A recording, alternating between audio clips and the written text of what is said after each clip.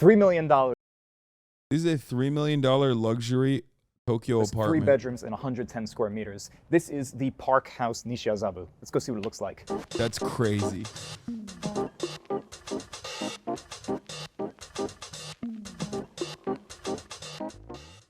This building is in Nishiazabu. It's an area where many samurai lived, but nowadays it's known for its numerous embassies and foreign residents. It was built in 2000 and it may not look too impressive on the outside, but believe me, the completely renovated interior of this 3-bedroom apartment is more than impressive. Let's head inside.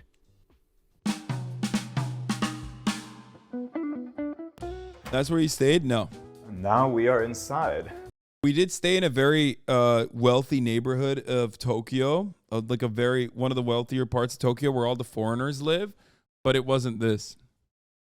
We literally were in a more impressive place than this because it was a house. It was like a 4-story house. Nice, huh?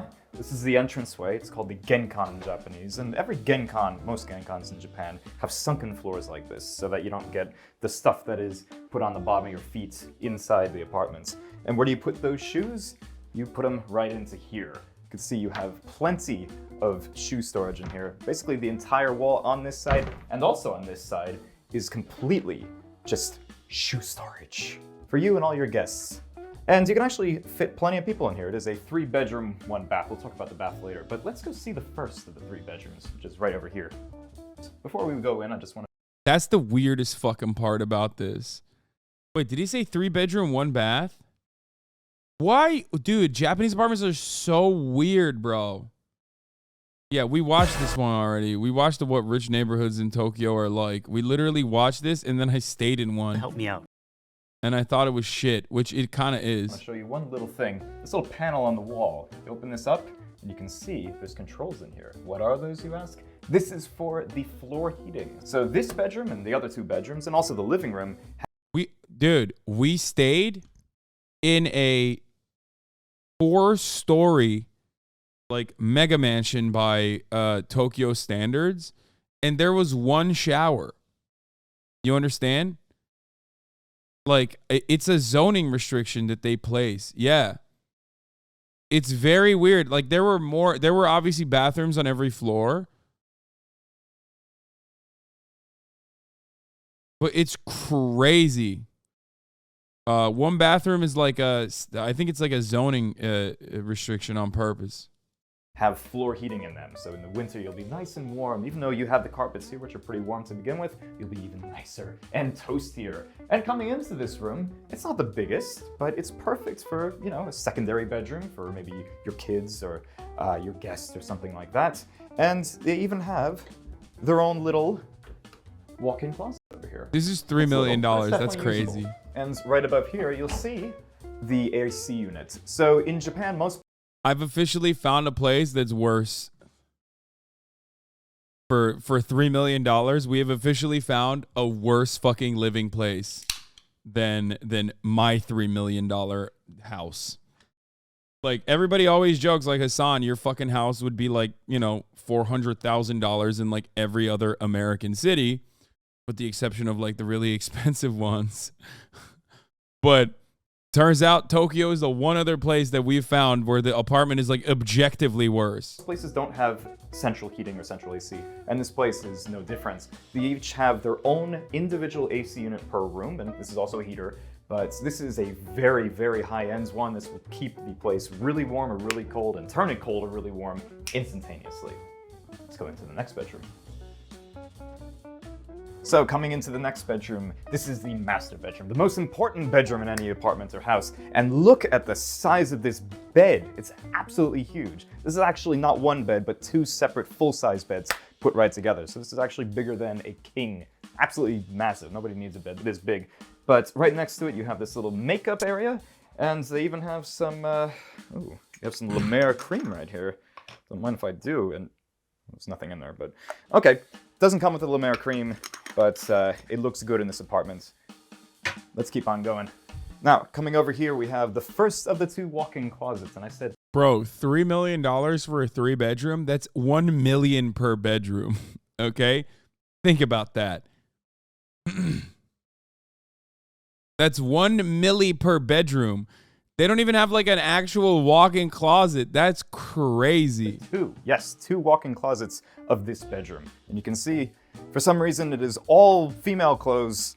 Oh, no, actually, here's where the husband's clothes go, I guess. That's pretty much all the space that he's allotted in this closet. But let's go see the second walk-in closet and see if he's faring a bit better in here. And, no, it's all her clothes. But as you can see, there's plenty of space in here as well if you have a better balanced relationship between the husband and wife in your household. Women be shopping, fellas. Am I right? And this apartment, as I mentioned before, is actually a 3-bedroom, 1-bath. And this is the only bathroom in here, but you have pretty much everything you need. You have these 3-bedroom, 1-bath is psychotic, okay? I don't... Dude, am I being an Amerifat? Please, someone correct me. Like, it should at least should be 2 baths. Like, yes? Really? That's normal? Wait, really? What the fuck? I looked at a house today that was 4-bedroom, 1-bath in Indiana. What the fuck? I feel like that's inhumane.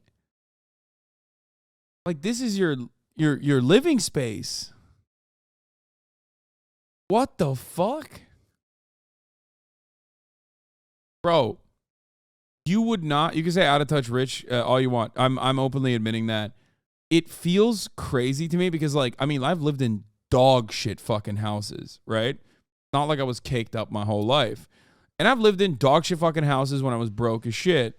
And even then, in America, like, you still get the amenities of, like, having, 2-bedroom, 1-bath is fine. But, like, when we had a 3-bedroom, we had a 3-bedroom, 2-bath setup. You know what I mean?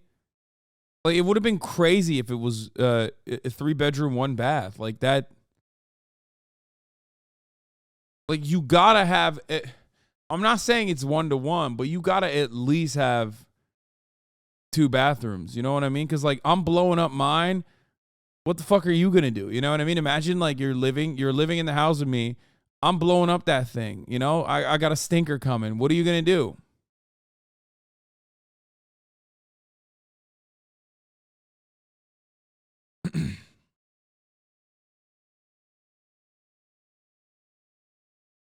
I don't know. We had a situation like that, actually, where it wasn't me, but one of my roommates was a routine blower upper. It was very odd, like TMI, but luckily I had my own private bathroom, so I didn't have to deal with it. But the other roommates had to deal with it all the fucking time. I'm not going to say who it was, but he would literally just, like, he would shit in, like, the most insane ways possible. And it's just like, I don't know. I don't want to fucking to keep up with that. I've never lived with Will, so you're wrong. These beautiful quartz countertops. You have dual vanities, and also my favorite part, the Hans Grohe faucets right there. And you even have a little bit of space right here, and all these doors actually open to put all your pills and all your important stuff. Now, before we get into the bath itself, let's go see what's under here. Ooh, yes, we have a huge space in here for your washer and dryer. And in Japan, most of the times there'll be either a washer and no dryer at all, or they'll have the washer and dryer as one thing, and then you can dry your clothes on the balcony, or in the case of this place, inside the bathtub. You actually press this button right here, and the entire bath becomes a dryer. Pretty cool. What? But before we go into the bath, I have to mention one little thing. Bro, what planet is Japan in? They're on a different planet, dog. They just do things so differently, man. What the fuck? A bathtub that's a dryer? How does that even work? A friend's old roommate shit in the shower and tried to rinse it down the drain. It went about as well as you'd expect. That's insanity. This place actually has hot water running, and I know that doesn't sound like a big deal to most people around the world, but in Japan, most laundry machines are only hooked up to cold water, so you don't really get the good grit moving power of the hot water. But let's go in and see the bath. That actually is better for cleaning anyway. And now we're in the actual bath area. And baths in Japan are normally made in a standard size, like the entire room is a standard size. And this is of the larger variety. And here is the bath itself. You can see it's a nice white tub. And if I climb into it, I have to say for myself, this is a pretty good size. Yeah, it's very nice. And you even have the little water I wouldn't reheater fit. right there. Instead of having to put in hot water just to warm the entire bath up, you can just recirculate the water and you can have a nice, long, warm bath. You have your shower over there, and you can move that up and down if you really wanted to.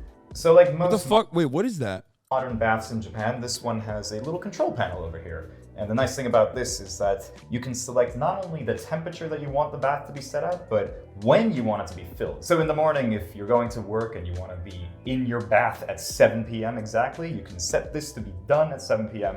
Not only to the temperature, not only to the time, but also Bro, they got like they have like hella weird amenities like that. You know what I mean? Like they have weird ass amenities like this shit where you're like, what the fuck is this? What's the reason? I mean, it's sick. Like I want that. You know what I mean? But then also at the same time, it's like one bathroom. Like figure it out. also the height of the water. Pretty cool. But also, if you for some reason fall and you can't get up in here, just press the emergency button right over there and the building concierge will come and help you. We're out of the bath. Let's go check out the toilet now. And I mention that because in Japan, the toilet is one of the most important parts of the house because they put so much energy and money into the toilets here. They are probably the most high. Dude, that is like Japanese excellence right there. You go to a fucking public restroom. Okay? Can you imagine? In every other part of the planet, when you say the words public and restroom next to one another, immediately the worst kind of scents come to mind. Okay? Our olfactory cues are very powerful. Obviously, it triggers nostalgia. And by that, I mean, this is the type of shit that you never want to think about nostalgia-wise, okay? In Japan, it's different. You can go to any public restroom. It's mint. It's clean as fuck. And they have bidets, okay? Now I understand why Paolo is always fucking putting his face right up in people's bathrooms. Like, oh my God, look at this bathroom. These motherfuckers are shitting on, yes, the Rolls Royce of shitters everywhere you go. Oh, yeah, they do know how to do poo-poos and pee-pees. Speaking of which, every morning, I let Kaya out to poop. And when she poops, she never pees. And in my mind, I always think of the old adage, when there are poo-poo times, there's always pee-pee times. But when there's pee-pee times, sometimes there's no poo-poo time. What's that about? And Kaya has broken that boundary. I am Joshua Deckard. Thank you for the 50 get the subs. I don't know why the fuck Kaya never pees when she's taking a poo-poo.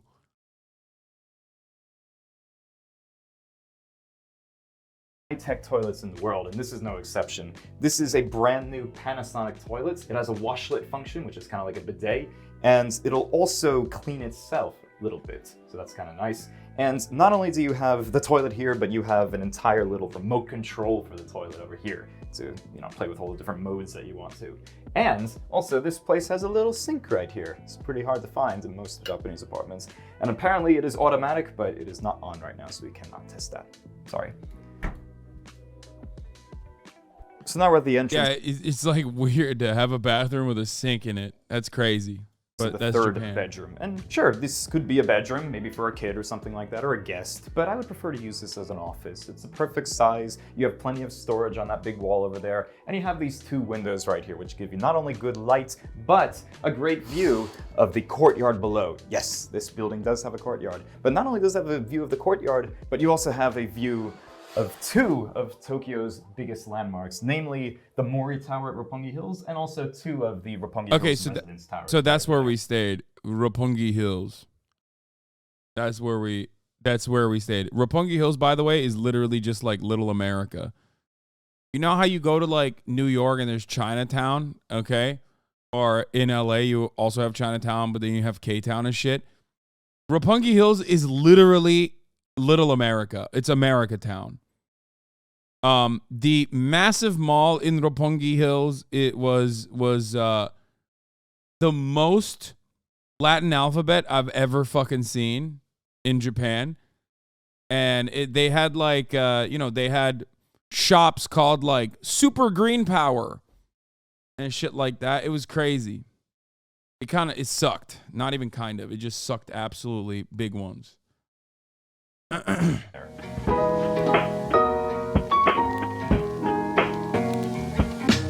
So now let's go see the last part of my favorite part of the entire apartment, the living room, dining room, and kitchen.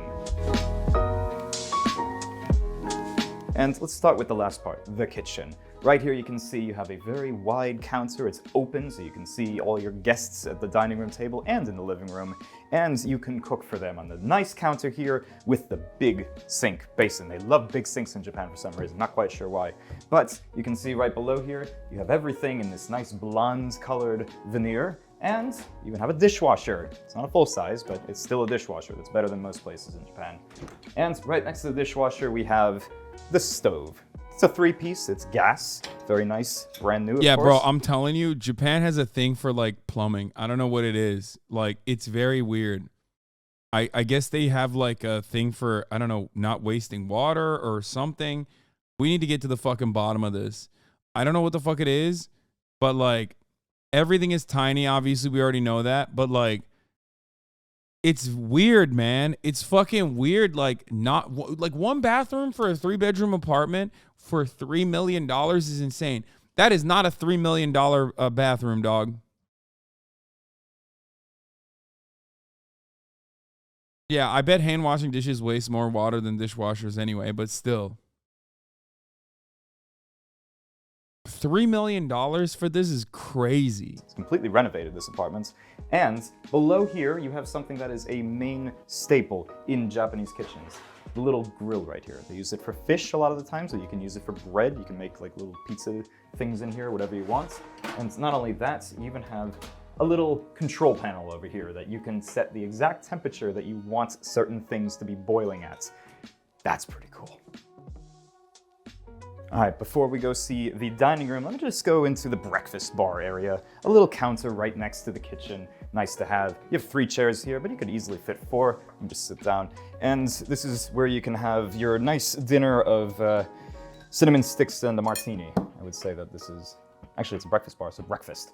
And again, very nice, very wide, and very deep. Now let's go into the dining room area. And the dining room has a 3 burners is not a lot. That's such a funny thing to say.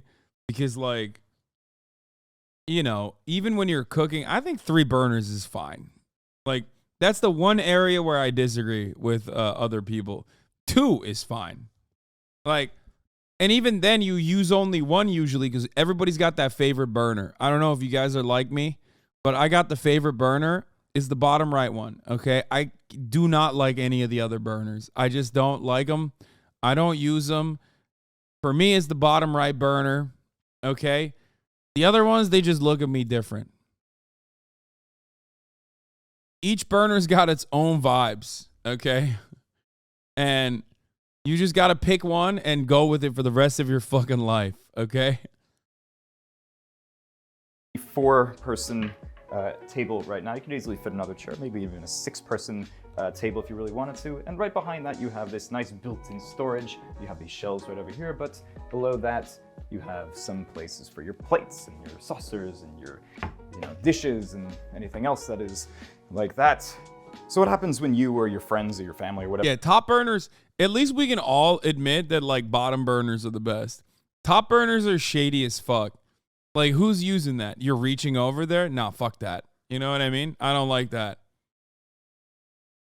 No shot. You know what I mean? You got to go bottom burner. I don't trust you. If you're a top burner user, I don't know. I look at you weird. I'll be like, what? You're going to reach over there? That's weird. Why would you do that? Why would you choose to reach over there? That's odd. Whoever wants to have your cinnamon martinis outside and in the nice breeze or in the morning sunlight or something, well, you can come out here to the balcony. All right, now coming outside, we have this nice balcony out here. It's 15 square meters. So this right here is just about, I would say, 170-ish square feet. You have plenty of space out here for a nice little table and chair set for your, occasional smoke and, again, martini with cinnamon stick in it. And I have to say, it is very bright right now, so let's go back inside. And now we're back inside, and this is the most popular part of any living room or dining room in any country is the sofa. And in fact, I'm going to just take a seat right here so I can explain a little bit more about this place. So now let's talk about the important parts of this, the money. This place is listed for 298 million yen, which is about $3 million after taxes and fees and Insane. everything and all that. But after you pay that, you still have to pay a little bit extra every month because you're living in a building. You have to pay to the management company and you also have to pay to the co-op. You put all of that together, it's going to be just about $1,000 a month. Now, keeping that in mind, if you want to learn more about this place, go to our website at blackshiprealty.com. You can also find us on social media. That's crazy. It's a scam, dude. What a scam.